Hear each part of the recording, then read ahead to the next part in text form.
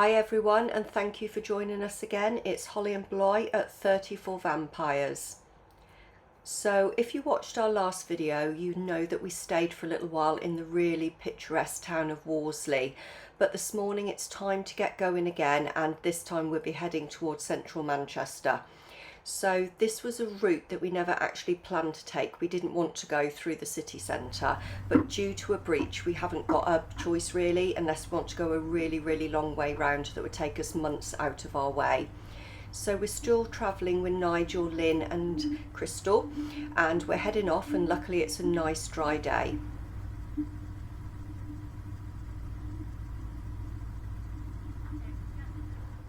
It'll literally be in the centre of Manchester that we're mooring, and so until we get there we don't know how busy it is, what the mooring spots will be like, whether there'll be any available. So sort of it's a little bit worrying going up, because this is like one of our biggest things, because as you may know we launched in Liverpool near Salthouse Dock, and we stayed in Salthouse Dock for our first 2 nights, but then we were pretty much straight out onto the canal. So this is a whole new experience for us from the point of view of we'd be sort of like travelling through Manchester for a couple of days, and as I understand it, it's got some of the worst locks on the system going through the city centre, and we've only done a certain amount of locks to date, and they've all sort of been pretty straightforward ones, so we've kind of got to see what's ahead of us now.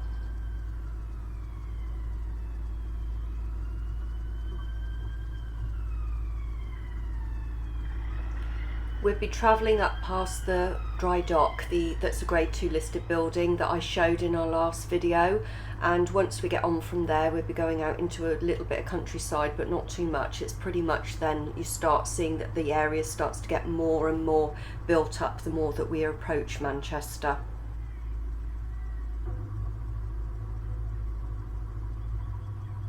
We've not got any locks today, but further up, once we start getting into the centre of Manchester on a different day, we've got 9 locks ahead of us, and after that we've actually got the Ashton flight, which is 18 locks. So we've got quite a bit ahead of us, because this is more locks than we've actually done to date, so there'll be 27 in total, and after that will be the Marple flight.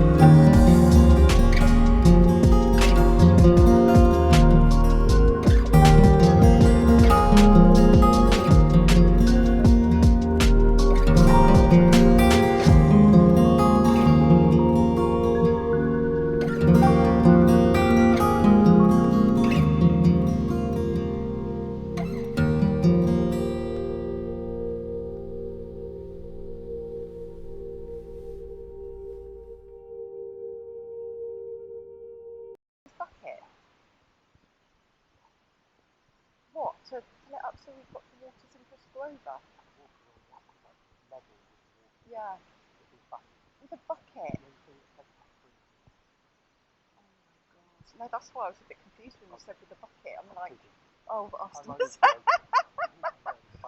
say, is that going to make any difference? After about 20 to 30 minutes, the issue was sorted, so we were able to get on our way again, which was really lucky because when these sort of stoppages happen, you never know how long they're going to be. We could have literally have had to moor up overnight and get off the next day. It's sort of one of those things in boat life, you never plan completely because you never know what's going to happen.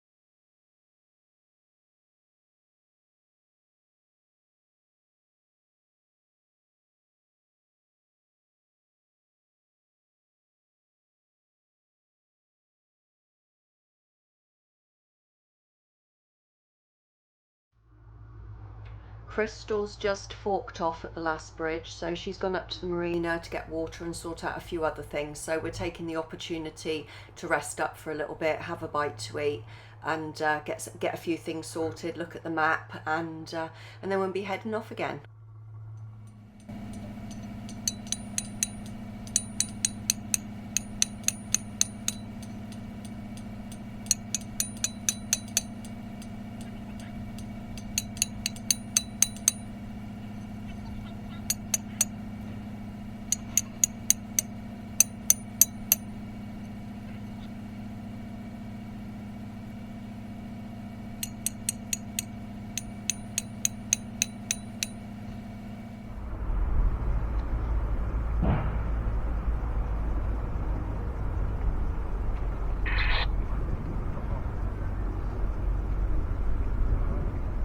Again, there's nothing to say that boat time goes smoothly, so Blythe just got his noodles out. He was going to have those for lunch, but something else came up, and yeah, we're ready to go off again, so at least we had breakfast, so we were sorted beforehand.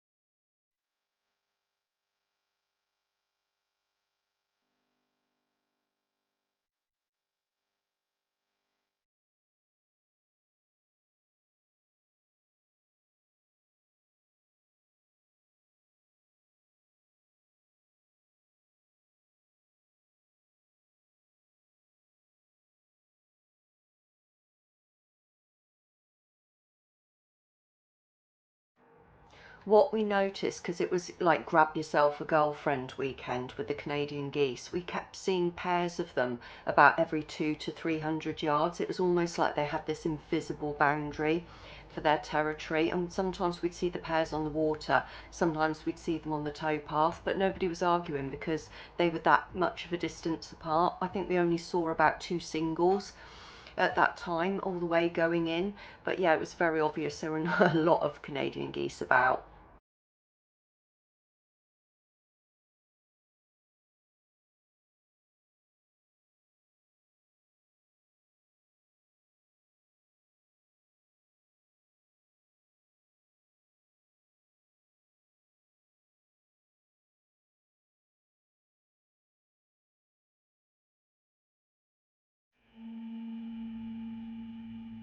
So we're pretty near to mooring up here, so obviously the thing now is to start looking out for a mooring spot. So we don't know what's ahead of us, whether we're going to get moored up or not, whether we're going to have to turn around and come back a bit. So it's a case of time will tell as to whether we can get moored up and have a bit of a restful night. Lynn and Nigel have been this way before, and they've moored up, I believe, in this area before, but obviously this is all really new to us, so we're not sure how we're going to get on, being sort of like still a bit novice-y, whether we're going to sort of have to do turns and things like that, and just how tight the area is going to be with regards to manoeuvrability, but I guess we're soon going to find out. Just want to say as well to Nigel, Lynn and Crystal, it's been really lovely travelling with you. You've been really supportive. It's been great to make new friends, because up until now, since we launched last June, we've been completely on our own, other than sort of talking to a few different boaters. So it was quite a new experience for us going in a flotilla. And you know, and it's been nice as well, because it's almost been that sort of understanding that, you know, we do things together, we do things apart, and we kind of go our own way and everything, and everybody's cool with that. So it's been a really, really nice experience, and sort of like having some other people to talk to along the way that are knowledgeable as well has been really, really good for us, so thank you.